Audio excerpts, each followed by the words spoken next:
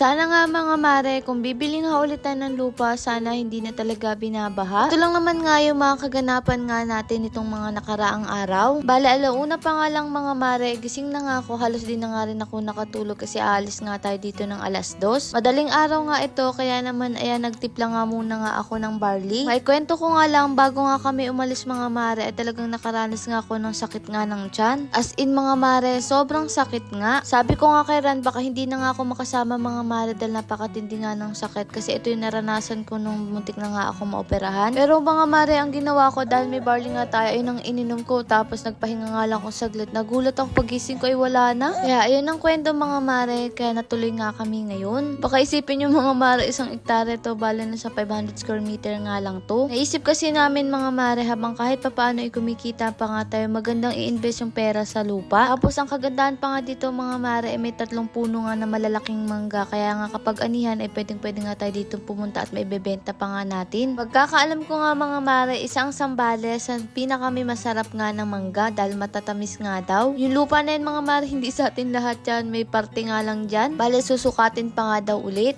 At eto nga't mga mare, pagkatapos nga namin magpicture nga nila tatay, ay aalis na nga rin tayo kasi malayo pa nga yung biyahe nga natin. Nakakatuwa nga din dito mga mare, kasi pagbaba pa lang namin ay maraming nga nakakilala nga sa atin. Shoutout nga kay Ate Michelle. O diba, katukayo pa nga ni Miss Kulot. Nakakatuwa, kahit saan tayo pumunta ay talagang pambihira lang na walang nakakilala nga sa atin mga mare. Bago nga kami umuwi ng Bulacan, eto nga't kumain muna nga kami at uminom na nga rin ulit ako ng barley. Aaminin ko sa inyo, hindi talaga ako masyadong pala inom ng barley mga mare, lalo't wala akong nararamdaman. Pero ngayon may naramdaman ako, ay sabi ko seryosohin ko na ang pag-inom. Napakarami rin talaga kasi itong benefit sa katawan mga mare. Lalo na nga sa akin, ayun nga ang naramdaman ko ay talagang natakot nga ako, kaya ayat kahit saan ako pumunta, dadalhin ko na kako ang barley. Doon ko nga mas napatunayan ng sumakit ang tiyan ko na okay nga to sa katawan. Naghati nga din kami ni Ran, kapag nagtitipla ako, lagi nga kaming hati ni Ran. Alay, 2 kasi yun, at ayun nga, pinagsasama na nga lang din namin. At eto mga mare, umuwi na rin kami at hindi na rin kami nagtagal. Hindi ko nga naisama sila mama kasi ang daming puno nga dito. Eto nga, maaga pa nga lang si Kulal, 4:00 pa nga lang ang gising na dahil magbe-bake nga siya. O diba, sanay na siya mag-bake ngayon. Si Agatha naman nga, inahatid na nga rin ni Naki mga mare kasi may pasok nga rin siya. Beres naman nga, kaya ayun mga mare ang suot nga ni Agatha. Sila tatay naman nga mga mare ay pumunta naman nga dito sa bukid para syempre mag-asikaso nga sa mga itik nga dito at magdala na nga rin ng yelo kasi nga mainit din. Kung titingnan mo nga mga mare, etong lugar nga natin parang napakalungkot na nga niya, parang kailan lang napakadaming tanim. Para na naman nga tayo nagsimula sa umpisa mga mare. Pero sabi nga, habang may buhay ay may pag-asa at may pagbangon. So magtatanong nga kung ilang pa nga itik natin na sa 40 pa nga daw ito, kaya marami pa nga rin. At eto nga, tuyo na nga yung daanan nung ilalabas na nga, tingnan nyo, naguunahan nga mga mare. Akala mo estudyanteng lalabas pero sama-sama pa rin sila. Yan nga ang napapansin namin dati mga mare sa mga itik, at natutuwa nga kami dahil pila-pila nga sila na parang bata, mas magaling pa nga pumila. Akala mo ay may sinusundan nga leader sa unahan at takot nga magkamali. Ngayon nga ay napansin ko nga mas naging masigla nga si tatay ngayon mga mare, at masasabi ko mas okay nga yun. Ano-ano na naman nga ang ginagawa dito mga mare, at inilagay na kasi dito yung mga kahoy, at dito na rin na naman nga sila mga mare kakain, kaya ay nagluto na nga rin sila dito. May kwento nga rin pala ako sa inyo. Ngayong araw nga ay uuwi na nga rin si Kuya Richard. O diba sabi ko naman nga sa inyo, ganyan lang talaga si Kuya Richard, pero bumabalik